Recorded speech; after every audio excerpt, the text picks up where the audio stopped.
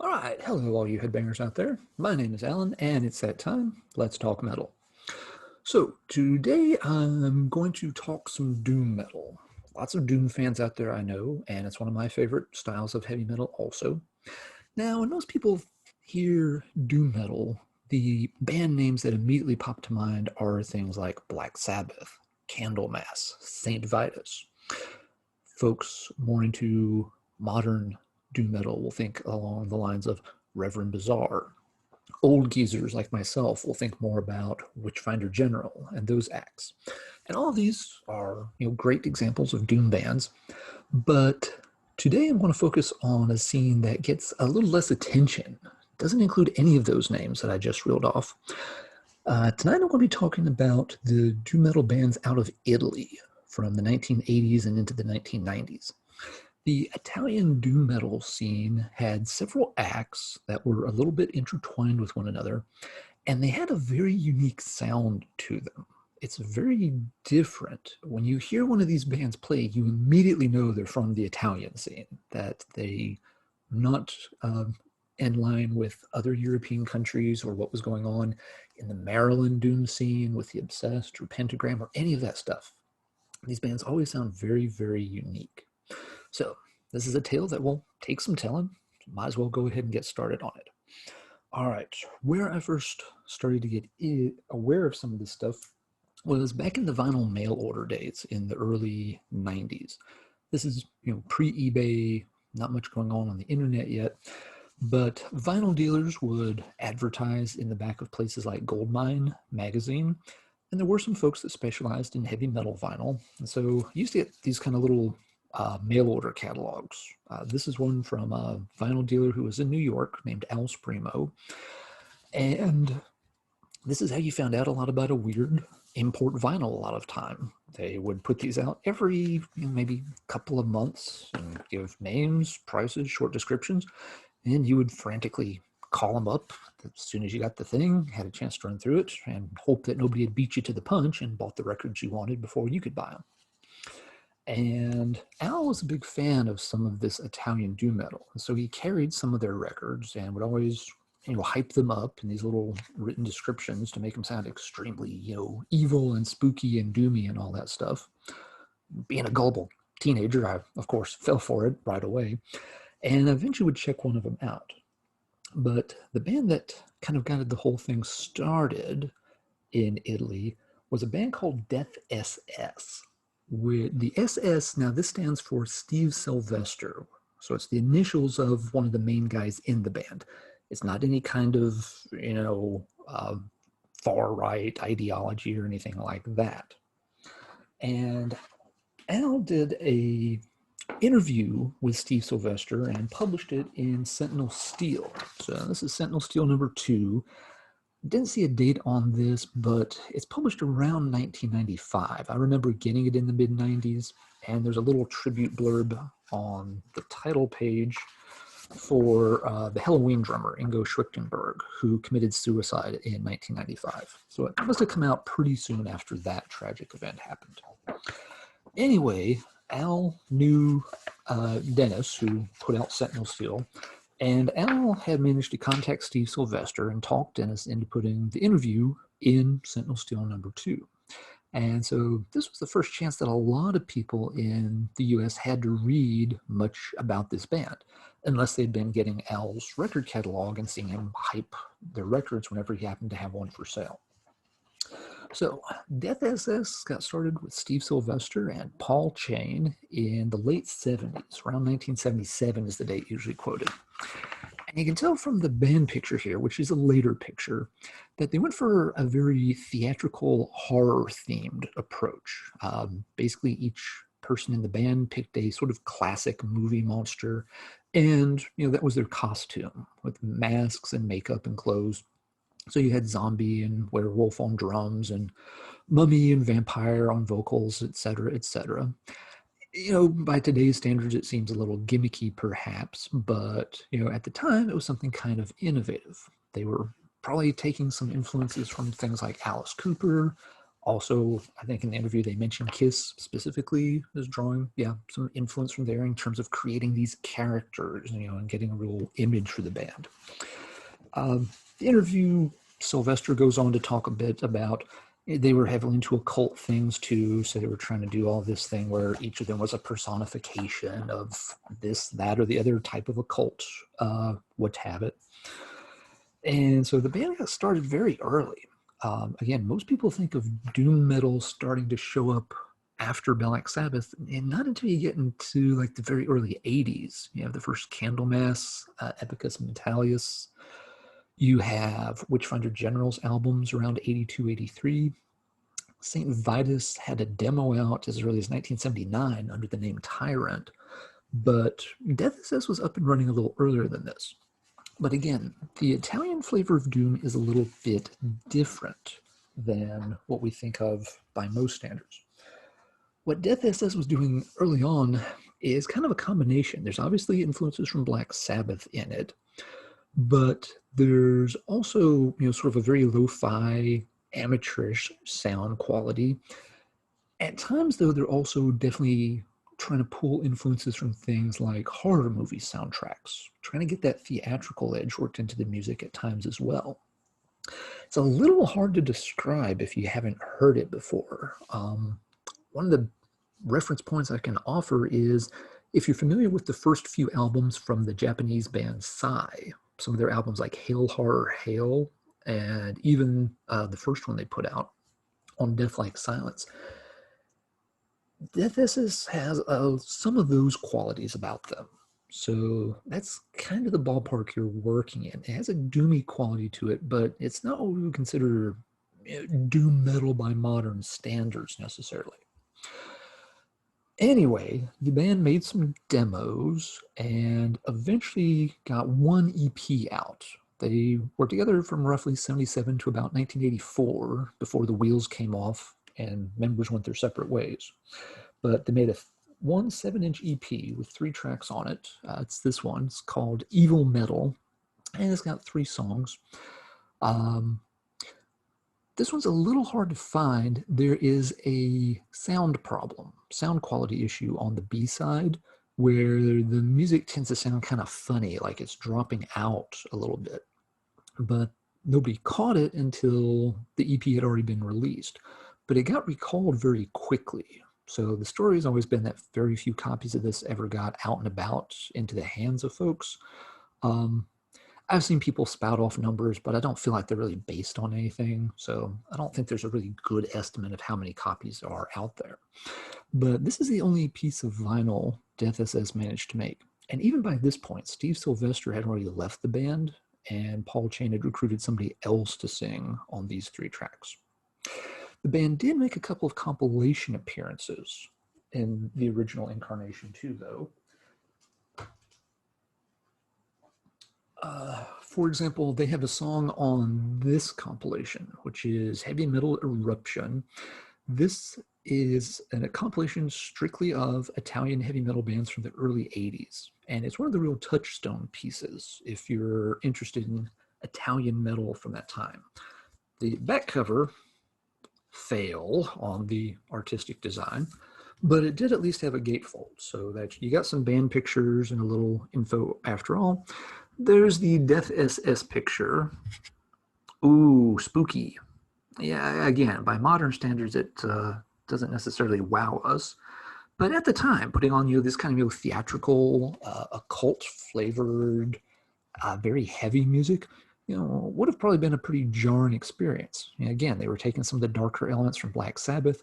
They also cite influences from things like Black Widow and some of those occult hard rock bands from the latest 60s and early 70s. So Death SS contributed the track Black and Violet to this. It's one of their best known songs from the early days. And just a quick side before we move on to the doom, there's a lot of other good stuff on this compilation too. It's definitely worth checking out if you get the chance. You've got an Italian band named Halloween. You've got Crying Steel, who did some cool releases. Who else we got here? There's Rollerball, which is a great name for a band, and Rollerball actually managed to make an EP, which is this one here. The cover on mine is kind of beat up, but the price was right because it was free. So, you know, can't complain. The record's in nice shape. Who else is on this compilation? There's a really good song on here by Shining Blade. They did a couple of very good demos out of Italy. But again, all of these bands, even the non-doomy ones, they have a very distinct quirk to their sound. When you hear them, any of the tracks off this, you're going to know right away, these are not bands from Germany or the UK or the US or anything. I think part of it comes down just to the accent, that Italians have a particular accent that's pretty easy to pick up on, and English, obviously not their first language.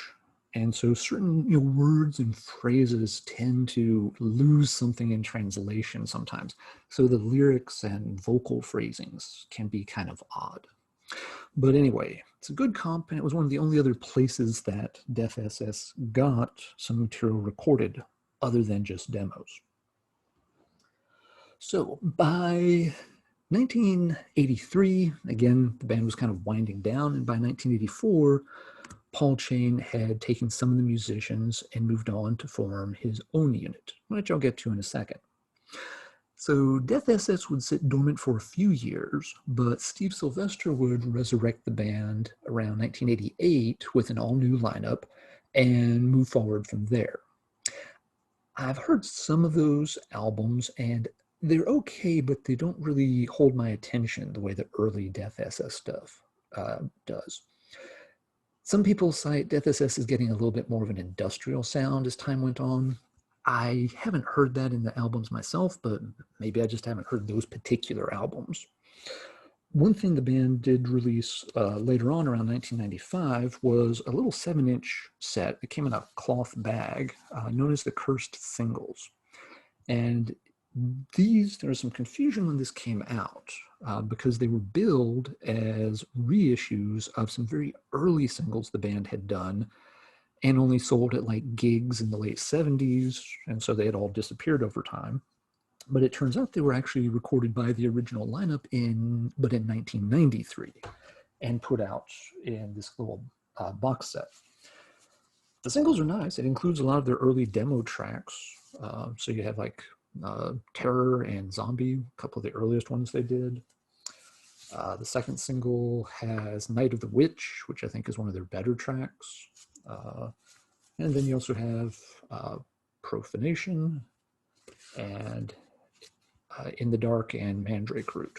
So it's a very nice little collection of singles. It's just kind of irksome that they weren't more transparent about when the material had been recorded. And again, when I say that people are confused about the release, it's because the band members themselves were saying, hey, yeah, these old singles existed and nobody has them anymore, and so we're putting them back out. It's covered in that interview I showed from Sentinel Steel magazine. That's exactly how Steve Sylvester explains it. But later on, it came to pass that, no, he never made singles back in the late 70s or early 80s. He just had some demo tapes, like every other band. So yeah, a little weird there. Last thing to note on the Death SS collection, the bag I've got, it came with red print. Some copies of this come in a bag that has kind of a purple print instead. So both versions come with the same 4 singles. To my knowledge, the print on the bag is the only difference between them. All right, so that's kind of the Death SS story. And if you're interested in checking them out, probably the best place to start is a compilation album that's called The Story of Death SS. Includes a lot of the material from those early demos up to about the time they broke up in 1984. Hasn't been reissued for a few years. I think the last time it got pressed was in 2013, so it can be a little hard to find, but it's a good starting point if you want to hear the kind of classic early Death SS material. Okay, so I mentioned that Paul Chain had taken some of the members, and in 1984, he started his own band called Paul Chain Violet Theater. And they did a few releases that kept some of the theatrical elements and a little bit of the sort of, mystical side of things. But you got the sense they were going for a little bit more of maybe again, more of an avant-garde feel, trying to remove a little bit of the, horror-themed stuff from the mix. They stuck it out until 1987, and then Paul Chain just started recording under the name Paul Chain, and has had a long-running career. He's done stuff under that name until very recently, I think. The Paul Chain material is okay. I've heard a couple of the releases. Again, these have all been done on Italian labels. They're always kind of hard to obtain. They never caught my fancy as much as the early Death SS material. There's always this weird thing that everybody clamored on about with Paul Chain, that he sings in his own made-up phonetic language, so that the band technically, cannot be understood by the ears of, those who are not part of the inner circle or whatever. I don't really know what the heck that's all about. On the couple of Paul Chain Violet Theater records I've heard, I can make out lots of normal sounding words. Maybe they don't make sense, but I'm not convinced that's because it's a phonetic language, and not just because he's from Italy and trying to sing in English and losing something in translation. But anyway, that's always been one of the sort of notes about Paul Chain's early recordings. So Paul Chain did that. In the wake of Death SS breaking up, you ended up with some other Italian bands kind of picking up the banner and moving forward with it. One of the first ones that came up was a band called Black Hole. And they were active for a few years. They recorded several demos around 1983 to 1985. And they also managed to put out one album. This one's become a bit of a cult classic over the years. It's called Land of Mystery. So, and again, this one's been recently reissued, so you can get a reissue of it pretty easy. This is the original press. This album wins some kind of special award for both the front and back cover, because the front cover, you check it out and you're just like, I don't know what's going on here, but I kind of want to find out. It's got sort of a creepy, but also kind of a trippy, but also kind of a very amateurish look to it. So, promising. And then you check out the band photo on the back, and it's just like, what the hell are these guys up to? Kind of dressed up like they're ready for the Ren Fair, then standing around doing Macbeth around a child's coffin? Creepy! And that's kind of a good description for the album overall. Some of the demos they had done definitely were kind of carrying on with the sort of, again, very doomy, very atmospheric aura of Death SS, but they were cutting away the raw sounds of it, and it sounded a little more straightforward, getting a little closer to doom metal as we might know and love it today. But on the LP, they went for a really kind of psychedelic vibe. There's clearly a lot of influence on the album tracks from 70s prog rock and stuff. Now, I am told by people that Italy had a pretty interesting sort of prog rock scene in the 1970s, so it makes sense Black Hole would have been drawing on stuff like that. It's not material I'm familiar with, so I mean, I can mention names like Jacula and Goblin and say maybe they were coming from there. I don't know those bands' output, so I can't really say for sure if I hear that in Black Hole or not. But there's lots of goofy atmospheric stuff going on there through the album. Lots of odd 70s sounding sort of synth effects, bells, chanting. It makes for this very unique atmospheric approach. Again, it's quintessentially Italian. No doom band anywhere else on the planet would ever make an album that sounded quite like Land of Mystery. I think it's one of the reasons it's become sort of an underground favorite over the years. It's just so very weird. And collector note, this one did also come, there were some copies made on purple vinyl. It's been rumored, and I can confirm it does exist. I've seen one.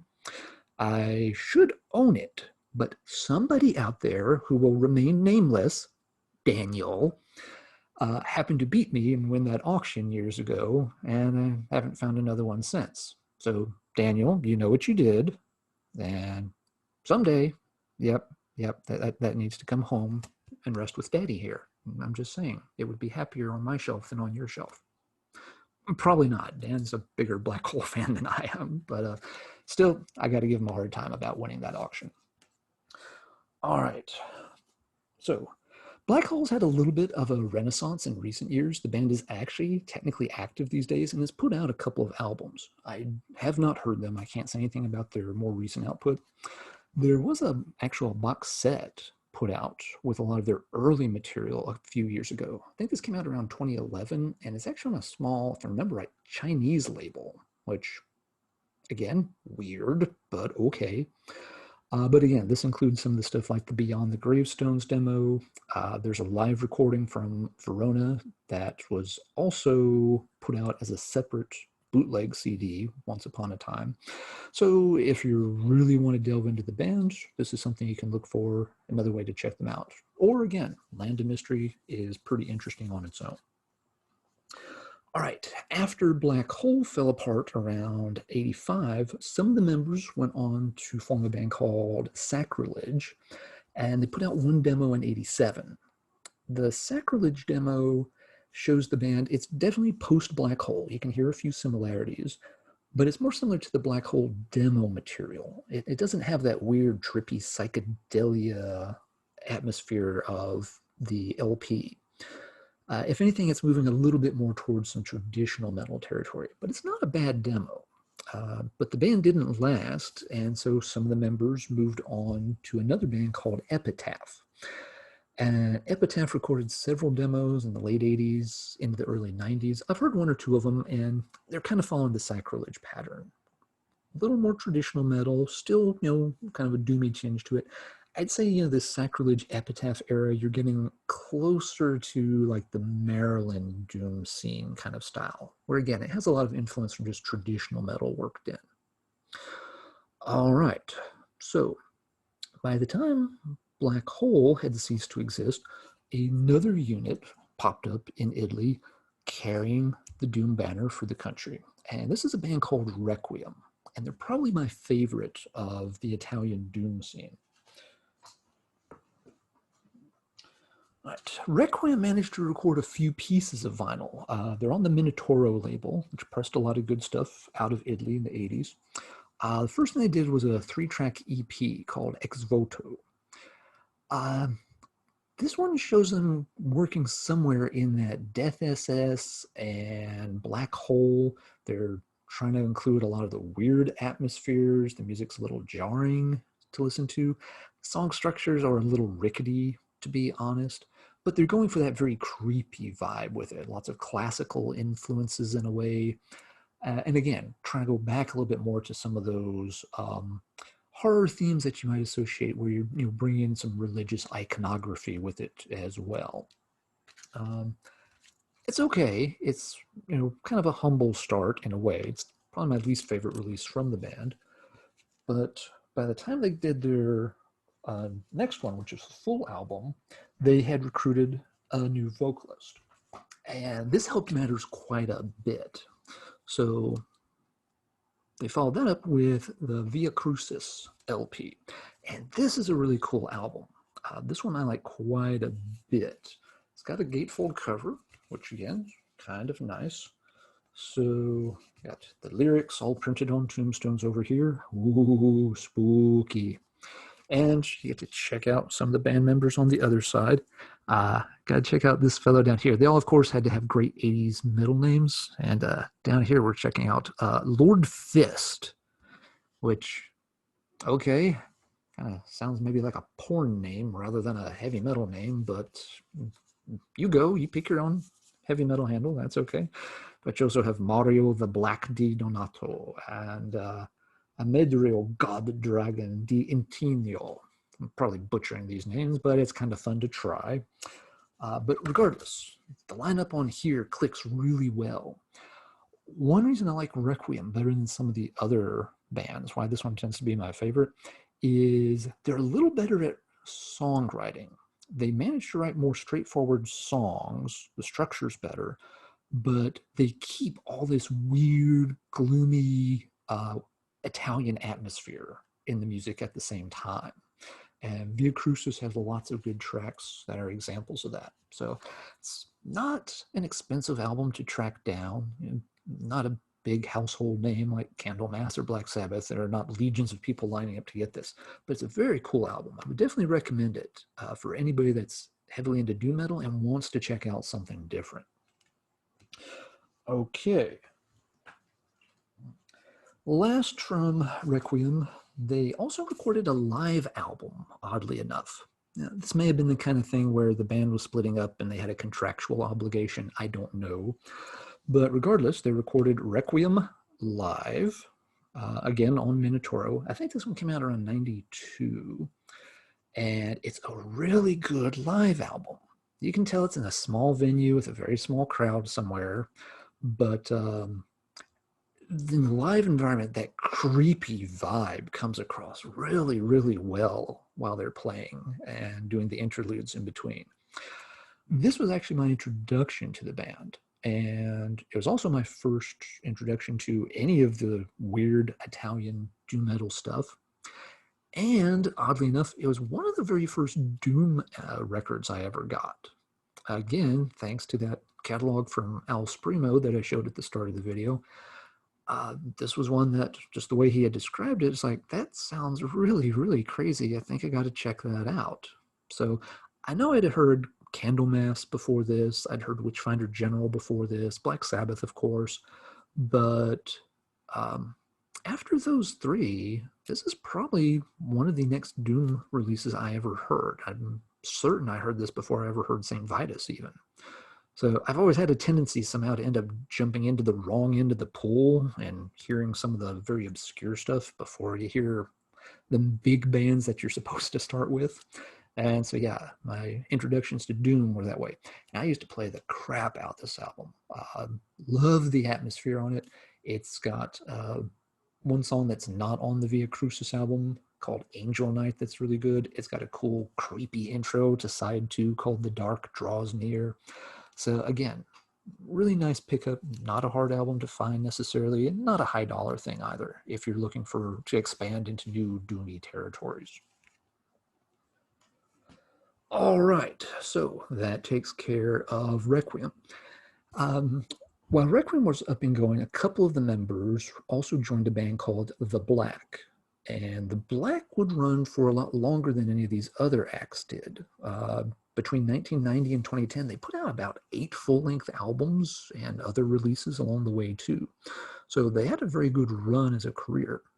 One of their gimmicks was that they sang a lot in Latin. So now you've got Italian guys with that accent singing in Latin lyrics. Good luck figuring out what the heck's going on in those song lyrics.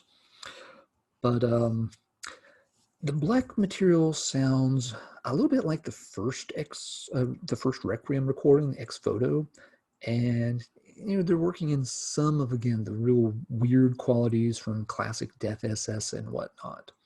I've heard a couple of the albums.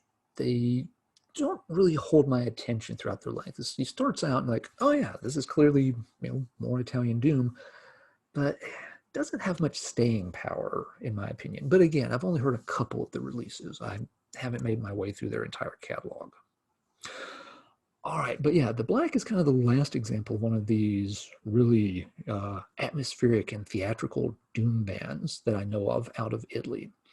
Italy has produced some other interesting bands that not always are full-on doom metal assault, but that have a very heavy doomy aura about them. So I want to point out a few of those before I call it a day here. One of the bands that, again, real underground favorite for those that know them is Dark Quarterer. This is a band that's been around since the early 80s and have done some really cool stuff over the years. Their output was very sporadic early on, but they're still around, still active, and they've been getting albums out on almost a semi-regular basis over the past decade or 15 years. But this is the debut, the first album. Kind of funny cover, but whatever. This is a very cool album. Now, I said some of these bands are not sticking to the traditional doom formula, even by Italian standards. With Dark Quarterer, you're getting more into what we would call today epic metal territory. There's some Iron Maiden influence in here, some good gallops and such, but a lot of it stays a bit slower. and it definitely has a heavier kind of doomy aura and atmosphere about the music. Um, Fans of stuff like Manila Road would probably be interested in checking this out. The vocals, again, can be an acquired taste, but if you're a Manila Road fan, you're used to that. The lyrics can be a little oddball at times because, again, you've got the accent and the translation problem going on. But excellent, excellent album. Can't recommend this one highly enough. The original album's kind of a pain to find.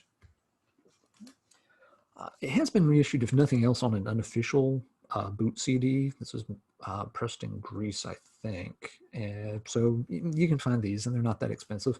Definitely worth it to check out the music. Check out these guys. That's some heavy metal attitude for you there, I guess. I don't know what to say about that, but I ain't going to mess with it. But again, Dark Quarter, they did some other stuff too. Their second album did come out pretty close to the first. It's called the Etruscan Prophecy. So it's been reissued on CD, officially, easier to find. This one has a much cleaner sound than the self-titled did. They still are very much in the epic metal category. I think fans of that style, it would still appeal to them. I've always had a little bit of an issue with this album just because it kind of loses that creepier, doomier vibe that the first album had a lot of. This one, everything just sounds a little too clean. They probably are just in a better studio with better production and such. The songs are good.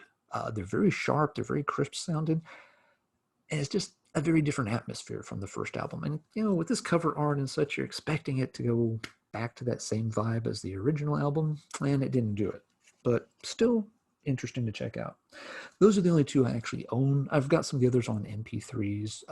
So yeah, it's an interesting band to explore if you want to go into a very unique band. A couple of other bands from Italy that have been kind of in that same vein. Minotauri. These guys were around for about 10 years. They only put out 2 albums. And they were a pain to get a hold of in the US. The distribution wasn't that great. But this is another one that kind of straddles the line between epic metal and doomy metal. It's, got the more a little more up-tempo, a little more of a gallop to the songs, but it's got this crushingly heavy sound to it as well. And the vocal performance is kind of gravelly and a little over the top at times, which kind of adds even more weight to it. This is the second album, which is called 2, apt, but really cool album. This one, I heard it online. It's like, yeah, I got to track that down. That took a while, but it was worth it. It's an excellent album. Wish they had stuck around longer and recorded some more stuff.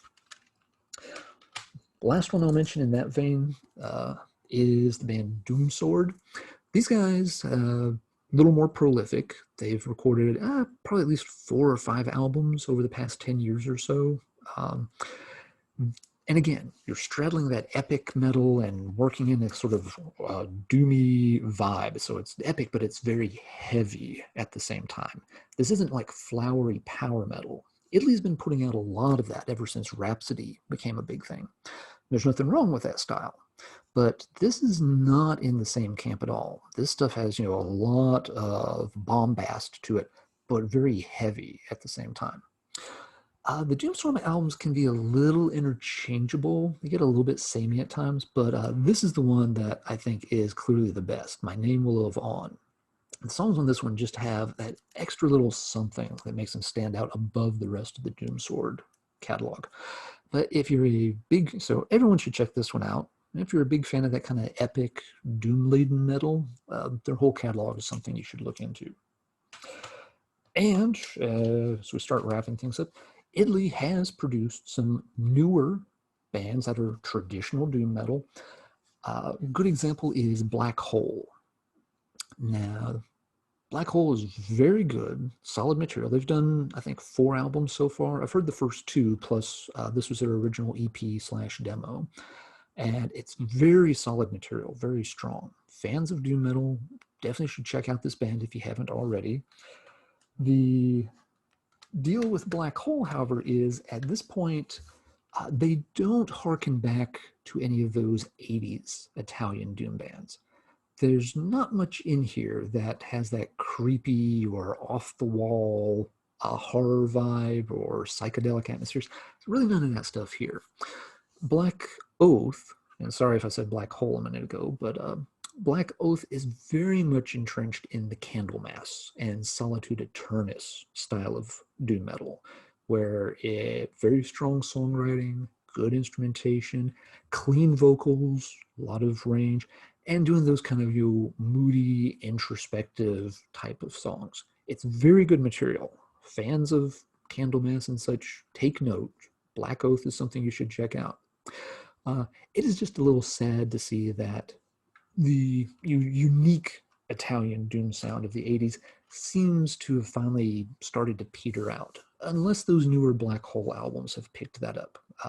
Again, it's something I need to check into when I get a chance. So that is probably more information than you ever wanted to know about doom metal that came out of Italy during the 1980s and into the 1990s. Time for me to shut up so that we can all keep talking metal in the comments below. If you're into any of these bands, what do you recommend for folks that haven't heard this stuff before? What's a good starting point? I recommended the Story of Death SS compilation, but what would someone else suggest? If you've heard more of the Paul Chain or the Black catalog than I have, what releases stand out among those? I'd like to know. There's too many albums and only so many hours in the day. I can't listen to everything Paul Chain has recorded. But if there are some that folks strongly recommend, hey, I'll make time for that somewhere along the line. And what do you think of those more epic styled Italian bands, Doom Swords and Dark Quarterers? Anybody got a copy of the first Minotauri album sitting around that they don't want? That's another one I still need to look for and check out. So let's keep talking metal in the comments down below. And with that, let's bring this video to an end. Everybody stay safe and keep banging your head.